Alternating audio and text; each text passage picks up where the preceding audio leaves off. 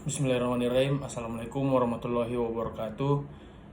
Salam Om Swastiastu, Namo Buddhaya, salam kebajikan. Yang terhormat dosen dari digitalisasi perdagangan dan keuangan, yang terhormat Pak Baharudin, dan yang terhormat kepada teman-teman sekalian yang telah menonton dan memperhatikan presentasi saya terkait transformasi digital pada sektor pertanian. Ini tugas keempat saya dari mata kuliah digitalisasi perdagangan dan keuangan, dan ditulis dan dirancang oleh Kasatria, NIM saya 2227906. Adapun pendahuluan dari pembahasan saya yaitu transformasi digital telah menjadi salah satu pilar utama dalam mengubah berbagai sektor ekonomi dan pertanian, tidak terkecuali. Di tengah tantangan global seperti perubahan iklim, peningkatan populasi, dan kebutuhan untuk memastikan pertahanan pangan, sektor pertanian diharapkan pada tuntutan untuk beradaptasi dan berinovasi. Digitalisasi dalam pertanian tidak hanya menawarkan solusi untuk meningkatkan efisiensi dan produktivitas, tetapi juga membuka peluang baru untuk mengelola sumber daya, pemasaran, dan pemantauan hasil pertanian, serta dapat mengetahui apa itu transformasi digital dan bagaimana konsep ini diterapkan oleh pertanian. Dengan kemajuan teknologi seperti Internet of Things atau IoT, Big Data, dan Analitik, petani kini dapat memanfaatkan informasi yang lebih akurat untuk mengambil keputusan yang lebih baik. Pertanian presisi sebagai contoh memungkinkan pengelola lahan secara optimal, mengurangi pemborosan, dan meningkatkan hasil panen. Selain itu, platform digital dan e-commerce memberikan akses yang lebih luas bagi petani untuk menjangkau pasar yang sebelumnya sulit diakses. Dan semua itu dirangkum dalam bagaimana sektor pertanian akan terus beradaptasi dengan teknologi transformasi. Makalah ini bertujuan untuk membahas berbagai aspek transformasi digital dalam sektor pertanian, mengeksplorasi manfaat dan tantangan yang dihadapi, serta memberikan gambaran tentang masa depan pertanian di era digital. Dengan memahami dinamika ini, diharapkan para pemangku kepentingan dapat mengambil langkah strategis untuk memanfaatkan teknologi dan meningkatkan keberlanjutan dan produktivitas pertanian. Jadi ini dirangkum dalam aspek bagaimana dampak transformasi digital tersebut di bidang pertanian. Nah, para petani ini harus mengerti apa dampak transformasi digital bagi pertanian. Jadi kemudian kita masuk ke pembahasan pokok pada materi saya ini, yaitu transformasi digital pada sektor pertanian. Itu yang pertama itu apa itu transformasi digital dan bagaimana konsep ini diterapkan dalam pertanian. Yang kedua, bagaimana sektor pertanian akan terus beradaptasi dengan teknologi transformasi. Dan yang ketiga, apa dan bagaimana dampak transformasi digital di bidang pertanian. Jadi percuma kita membahas berbagai keuntungan tapi tidak memperhatikan dampak, tidak memperhatikan isu-isu yang menjadi bahan utama di dalam pembahasan tersebut. Kemudian di sini ada tinjauan pustaka.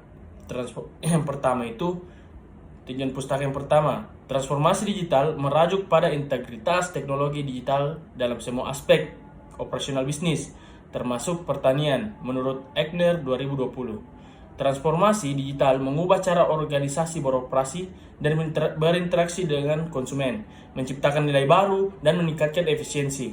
Dalam konteks pertanian, penerapan teknologi seperti IoT atau Internet of Things, Big Data, dan analisa data menjadi kunci untuk meningkatkan produktivitas dan efisien. Ini menjadi salah satu tinjauan pustaka yang masuk ke dalam pokok pembahasan, yaitu bagaimana sektor pertanian akan terus berkembang dengan teknologi-teknologi informasi. Tinjauan pustaka yang kedua yaitu Analisis data memainkan peran penting dalam mengambil keputusan yang berbasis informasi. Dengan memanfaatkan data hasil panen, petani dapat merencanakan strategi tanam yang lebih efektif untuk musim berikutnya.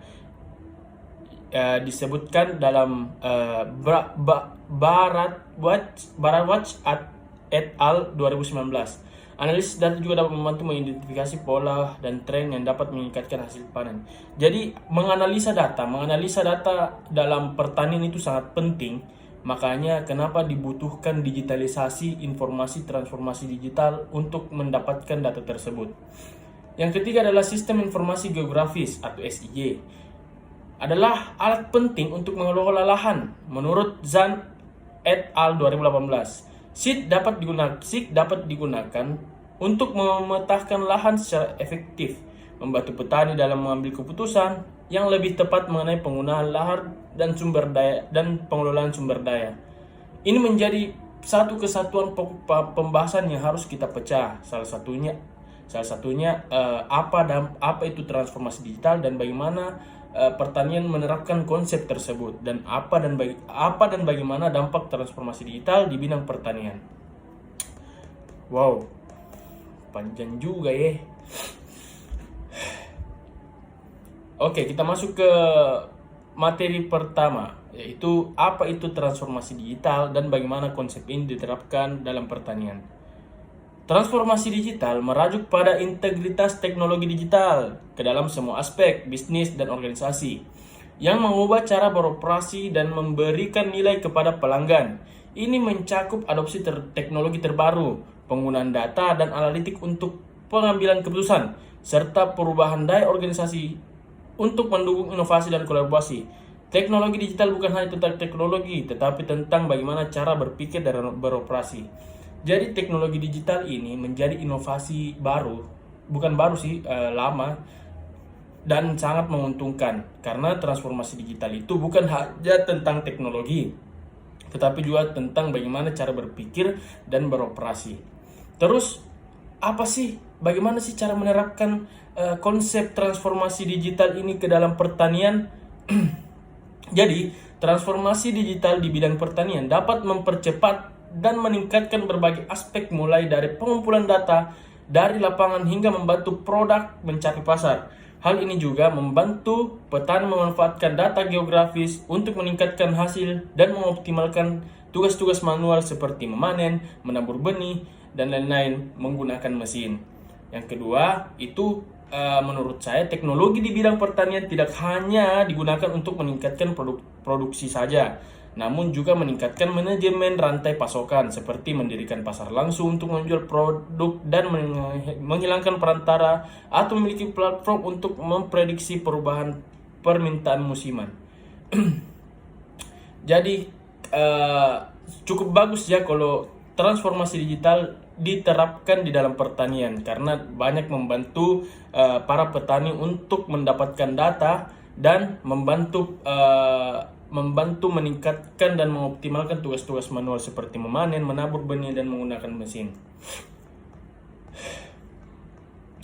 Terus di sektor pertanian itu transformasi digital diimplementasikan melalui berbagai cara berikut. Yang pertama itu pertanian presisi, Internet of Things, Big Data dan Analitik, e-commerce dan pemasaran digital, otomatisasi dan robotik, pengembangan varietas tanaman, dan pelatihan dan edukasi digital. Oke, kalau pertanian presisi itu menggunakan teknologi seperti GPS dan sensor untuk memantau kondisi lahan dan tanaman secara real time dengan data yang akurat. Petani dapat mengoptimalkan penggunaan air pupuk dan pestisida serta meningkatkan hasil panen. Yang kedua itu IoT atau Internet of Things. Apa sih itu? Bagaimana sih penerapannya ke pertanian? Jadi di IoT itu menghubungkan perangkat dan sensor untuk mengumpulkan data tentang kelembapan tanah, suhu, dan kesehatan tanaman. Data ini membantu petani dalam membuat keputusan yang lebih tepat dan cepat. Jadi seperti kayak dia mau kayak menanam jagung, jadi dia itu harus mengumpulkan data tentang kelembapan tanah, suhu dan kesehatan pupuk tersebut. Makanya IoT dibutuhkan untuk mempercepat produktivitas dari petani tersebut. Yang ketiga adalah big data dan analitik, yaitu memanfaatkan data besar dari berbagai sumber seperti cuaca, pasar, dan praktik pertanian. Analitik membantu petani memahami pola dan tren sehingga mereka dapat merencanakan tanaman dan panen dengan lebih baik. Yang keempat adalah e-commerce dan pemasaran digital. Nah, kenapa sih Kak e-commerce dan pemasaran digital itu masuk? Karena platform online memungkinkan petani untuk menjual produk langsung kepada konsumen, mengurangi perantara, dan meningkatkan keuntungan. Nah, ini juga memberikan akses yang lebih besar kepada petani untuk menjangkau pasarnya yang lebih luas. Jadi kayak berguna sekali nih e-commerce dan pemasaran digital demi mendapatkan keuntungan yang lebih. Yang kelima adalah otomatisasi dan robotika. Penggunaan mesin otomatis dan robot untuk tugas-tugas seperti penanaman, penyiraman, dan pemanenan. Ini mengurangi ketergantungan pada tenaga kerja manusia dan meningkatkan efisiensi.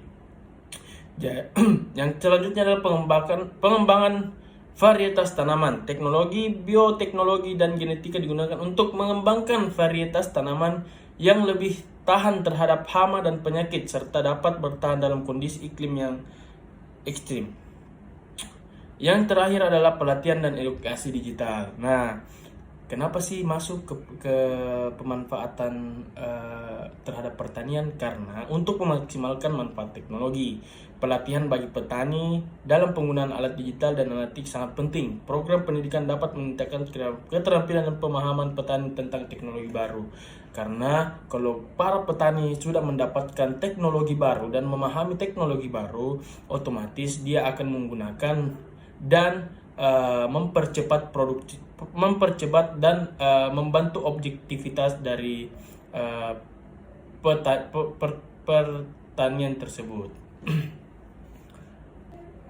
Oke, kita masuk ke poin 2. Apa sih atau apa dan bagaimana dampak transformasi digital di bidang pertanian? Nah, yang pertama itu mengantisipasi ketidakpastian. Kenapa sih mengatasi ketidakpastian? Jadi kayak ketidakpastian ini dapat berupa cuaca, hasil panen, dan pola permintaan. Petani India itu lebih reaktif terhadap sentimen pasar atau hasil panen. Dengan mengumpulkan data seputar permintaan pasar, pola cuaca, dan tren, mereka akan mampu membangun pendekatan produksi yang lebih proaktif. Hal ini akan membantu para pemangku kepentingan untuk lebih siap. Apa sih para pemangku kepentingan untuk lebih siap? Yaitu pertama, untuk permintaan pasar terhadap hasil produksi. Yang kedua, untuk mengoptimalisasikan strategi penanaman. Apa yang harus disamai, kapan, dan bagaimana meningkatkan hasil. Yang ketiga adalah untuk menyelaraskan produk dan distribusi. Yang keempat adalah untuk meningkatkan stabilisasi perekonomian. Yang kedua adalah membangun praktik pertanian yang lebih berkelanjutan. Pertanian sangat bergantung pada sumber daya alam sehingga sulit memenuhi permintaan yang terus meningkat untuk mendukung pertumbuhan populasi. Hal ini melahirkan praktik-praktik yang tidak berkelanjutan seperti pemupukan berlebihan, irigasi berlebihan, dan degradasi tanah, dan banyak lagi yang harus diperhatikan. Dengan kemajuan teknologi, petani dapat menerapkan praktik yang lebih berkelanjutan seperti irigasi cerdas, memantau kesehatan tanah, dan menggunakan drone dan AI untuk mengumpulkan data tentang kesehatan produk. Salah satu contoh penerapan praktik berkelanjutan adalah penegasan perangkap feromon untuk ulat kapas mudah untuk yang memakan tanaman kapas. Telah diamati bahwa tanaman ini secara genetik resisten terhadap pupuk, dan pendekatan non-pestisida membantu mereka menjaga kondisi tanaman. Jadi membantu praktik pertanian yang berkelanjutan itu salah satu dampak transformasi di bidang digital, karena dapat mengubah mindset para petani untuk menggunakan drone. Contohnya itu menggunakan drone dan AI untuk mengumpulkan data tentang kesehatan produk. Yang ketiga adalah praktekkan pertanian presisi. Apa sih maksudnya? Baik dalam memahami pola tanam atau mengoptimalkan produksi. Teknologi membantu petani mengadopsi teknik yang lebih tepat. Peran AI di bidang pertanian masih dalam tahap eksplorasi, namun masih mengalami kemajuan di negara-negara barat. Dalam artikel yang ditulis oleh Henry Gordon Smith, Pioneer Teknologi Pertanian, ia berbagi bagaimana perusahaan bergerak menuju praktik pertanian yang lebih efisien. Misalnya John Deere, seorang manufaktur yang mesin berteknologi membantu petani meningkatkan produktivitas sebesar 15% dengan menggunakan mesin otonom mereka. Nah, jadi kayak banyak para petani yang merasa dirinya diuntungkan karena transformasi digital ini. Contoh juga seperti drop control Westcon, yaitu telah menghasilkan pengurangan penggunaan air sebesar 30% sehingga mengurangi pemborosan air dan menghindari irigasi berlebihan di lahan pertanian.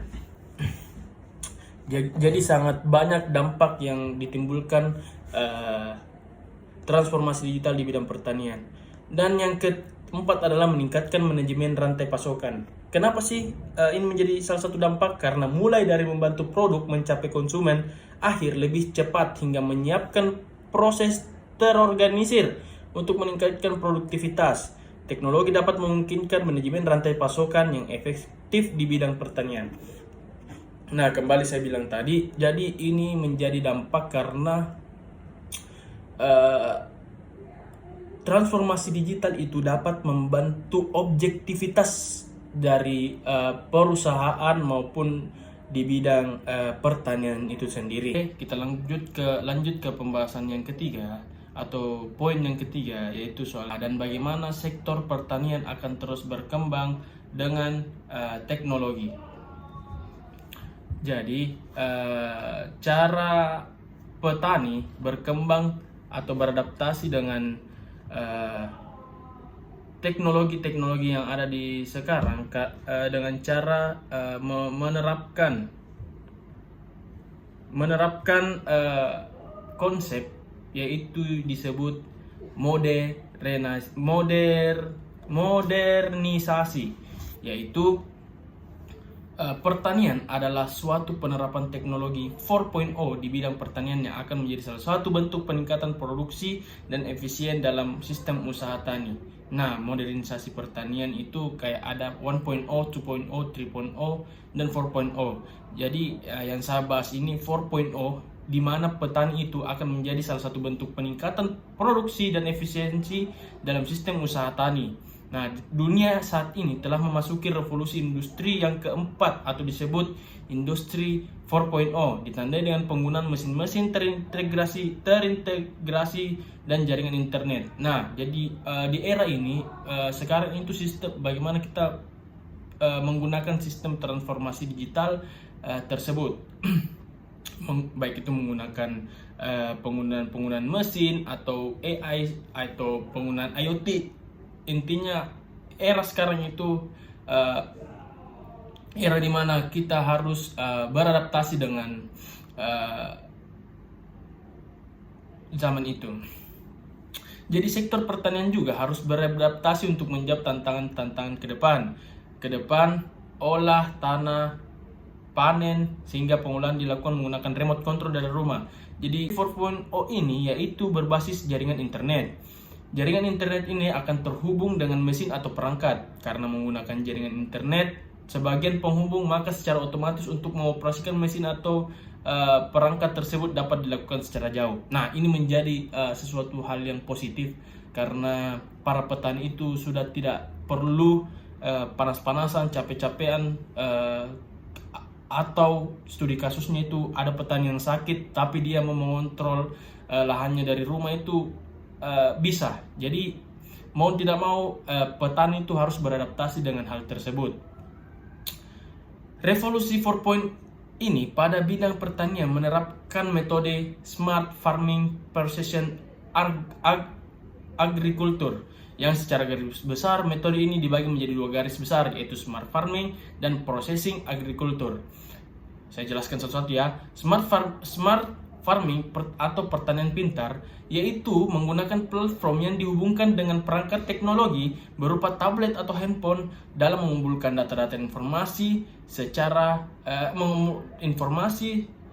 baik itu status hara tanah, kelembapan udara, kondisi cuaca dan lain-lain yang diperoleh dari lapangan dari perangkat yang dinamakan dari lahan pertanian.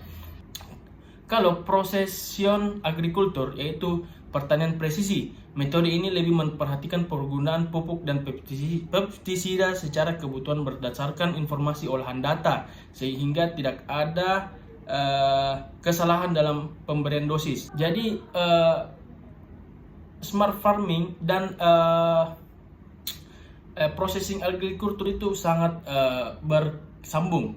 Misal ini smart farming kan dia ingin mengontrol. Terus kalau processing agriculture itu setelah dikontrol otomatis petani itu akan mendapatkan informasi sehingga dia akan pintar atau memilih keputusan terkait pupuk dan pestisida yang akan digunakan tersebut. Jadi kesimpulan dari materi saya yaitu transformasi digital dalam sektor pertanian merupakan langkah penting yang membawa berbagai manfaat signifikan bagi para petani dan industri secara keseluruhan dengan mengintegrasikan atau memanfaatkan teknologi modern seperti IoT, Internet of Things, Big Data, dan platform digital. Sektor pertanian dapat meningkatkan efisiensi operasional, produktivitas, dan keberlanjutan. Adopsi teknologi ini memungkinkan petani untuk memanfaatkan data secara optimal, melakukan pertanian presisi, dan memasarkan produk mereka secara langsung kepada konsumen. Selain itu, penggunaan teknologi juga membantu petani beradaptasi dengan tantangan seperti perubahan iklim dan permintaan pasar yang berkembang. Namun, keberhasilan transformasi digital ini juga tergantung pada pelatihan dan edukasi yang memadai bagi petani, serta dukungan dari pemerintah dan lembaga terkait. Dengan langkah-langkah yang tepat, transformasi digital dapat menjadi kunci untuk menciptakan sektor pertanian yang lebih inovatif, berkelanjutan, dan mampu memenuhi kebutuhan pangan global di masa depan. Nah, jadi para petani smart farming atau petani yang pintar akan dapat menciptakan sektor pertanian yang inovatif, berkelanjutan, dan mampu memenuhi kebutuhan pangan global di masa depan. Nah, saran saya untuk memanfaatkan transformasi digital, petani disarankan untuk mengikuti pelatihan mengenai teknologi pertanian modern dan menggunakan aplikasi dalam perencanaan tanaman serta pemantauan cuaca. Selain itu, pemanfaatan sensor dan Internet of Things dapat membantu dalam memantau kondisi tanah dan tanaman secara real time. Menggunakan sistem transformasi geografis atau SIG juga penting untuk memetakan lahan dan menganalisis data geografis. Petani juga itu sebaiknya memanfaatkan platform e-commerce untuk memperluas jangkauan pasar dan menggunakan media sosial untuk berbagi pengalaman serta membangun hubungan dengan konsumen. Penggunaan alat otomatis dapat meningkatkan efisiensi kerja dan analisis data sangat diperlukan untuk memahami hasil panen serta merencanakan musim tanam berikutnya.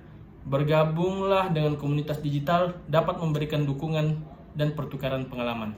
Nah, sementara menjaga keamanan data juga sangat penting untuk melindungi informasi pertanian. Dengan langkah-langkah, petani dapat meningkatkan daya saing di pasar.